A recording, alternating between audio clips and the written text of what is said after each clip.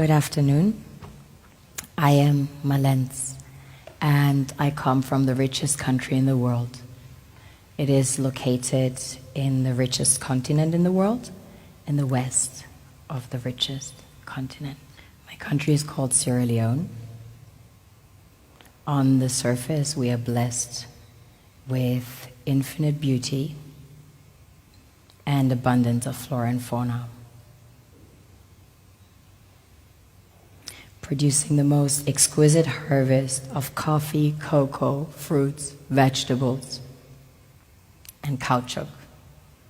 You name it, we've got it. We also have diverse wildlife and vast marine resources, and waterfalls and rivers. On a deeper level, we are blessed with the real treasures the kings and queens of this world desire.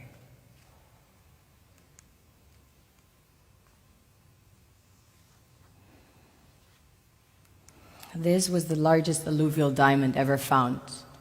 It weighs almost 1,000 carats, 969 to be precise. This beauty was found by an old lady in her backyard about 2 years ago, 125 carats. Some people mine gold in their backyards. That's quite common. Besides gold and diamonds, we have about 20 precious minerals that have been discovered as of today. We recently started extracting huge petroleum reserves that have been discovered. We have platinum, ilmenite to make titanium, rutile to coat jets, iron ore, the largest iron ore deposits in Africa, the third largest in the world. Tantalite, also known as coltan, used in your mobile phones and computers. Bauxite for aluminum production. Zinc, chrome ore, copper, coal, phosphates, potassium, salt, lead, granite, asbestos, nickel, zircon. Furthermore, we have exquisite timber like mahogany, antique, and we have the most beautiful stamps in the world. Of course, the West needs Africa's resources most desperately to power airplanes, cell phones, computers, and engines. And the gold and diamonds, of course, a status symbol to determine their powers by their core and to give value to their currencies. One thing that keeps me puzzled, despite having studied finance and economics at the world's best universities, the following question remains unanswered.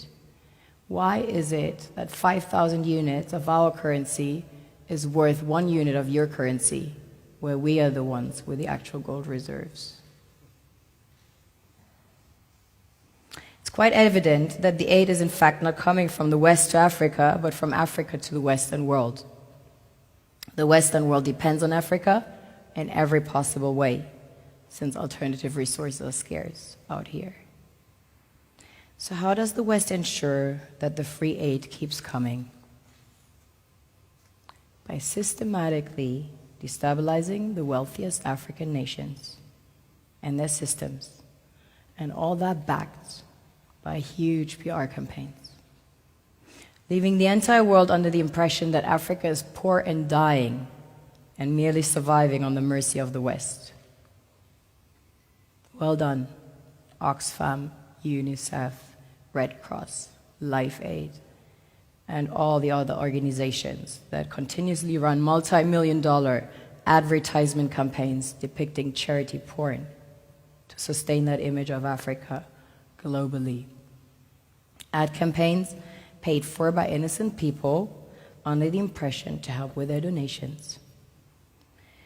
While one hand gives under the flashing lights of cameras, the other takes in the shadows. We all know the dollar is worthless, while the euro is merely charged with German intellect and technology, and maybe some Italian pasta. How can one expect donations from nations that have so little? It is super sweet of you to come with your colored paper in exchange for our golden diamonds. But instead, you should come empty-handed, filled with integrity and honor. We want to share with you our wealth and invite you to share with us. The perception is that a healthy and thriving Africa would not disperse its resources as freely and cheaply, which is logical. Of course, it would instead sell its resources at world market prices, which in turn would destabilize and weaken Western economies, established on the post-colonial free meal system.